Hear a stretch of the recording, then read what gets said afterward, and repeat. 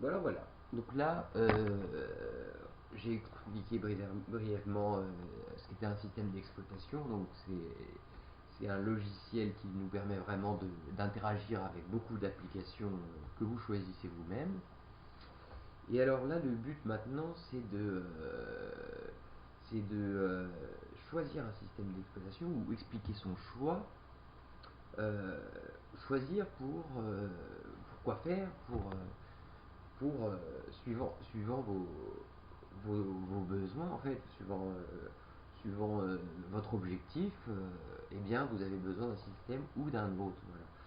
Alors il y a beaucoup de systèmes qui permettent, alors là je n'ai pas en même temps, il y a beaucoup de systèmes qui permettent d'interagir, donc c'est les systèmes d'exploitation qui permettent d'interagir, et en fin de compte, ce qui est important, c'est de choisir celui qui va vous permettre de travailler correctement, quoi.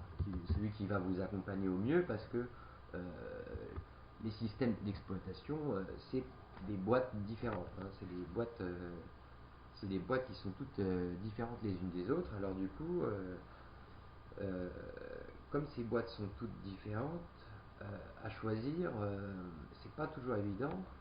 Et ça dépend quand même beaucoup de l'usage que vous voulez en faire. Voilà. Donc benchmark, operating system. Alors après, nous ce qu'on fait ici, c'est que on explique surtout, on va essayer d'expliquer le choix du système, mais l'important c'est de se sentir à l'aise et, en fait ce choix de système, on va surtout l'expliquer parce que en fait nous, a priori, euh, les cours qui seront faits, que je vais faire moi-même, ce seront sûrement, sans doute, sûrement uniquement, sauf exception, uniquement Ubuntu de Linux. Voilà. Donc tout ce qui est, tous les autres systèmes, en fin de compte, qui fonctionnent à peu près pareil, nous, c'est un peu, oui, ce sera Ubuntu, nous ce sera Ubuntu, et puis voilà. Donc le benchmark, alors le benchmark, comparing operating systems.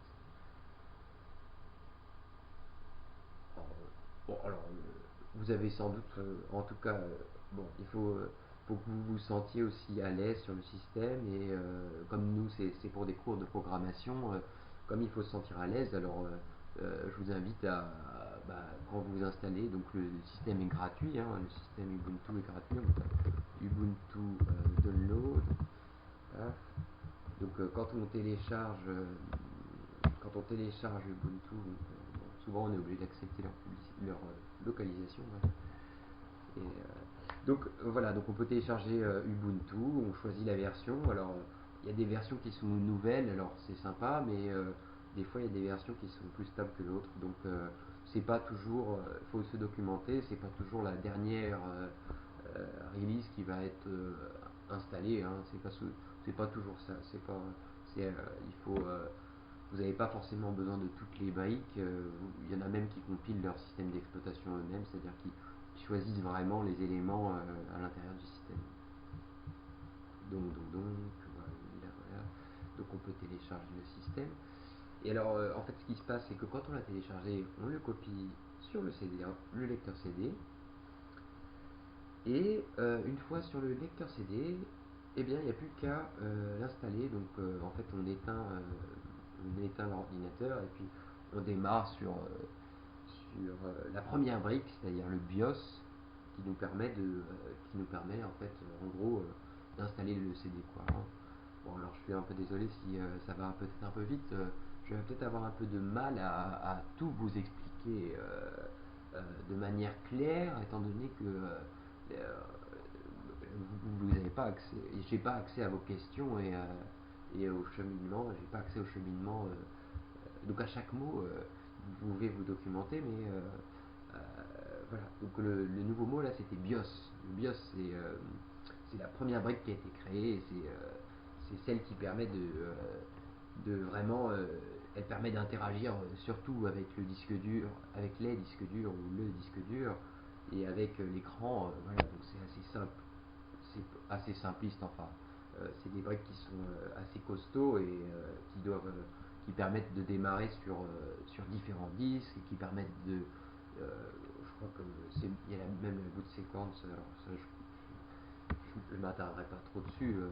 Donc en gros, voilà, donc en gros vous avez accès, c'est la première brique et dessus vous pouvez installer le système. Donc c'est ce qu'on fait. On installe le DVD Ubuntu, donc qui télécharge Ubuntu et on installe.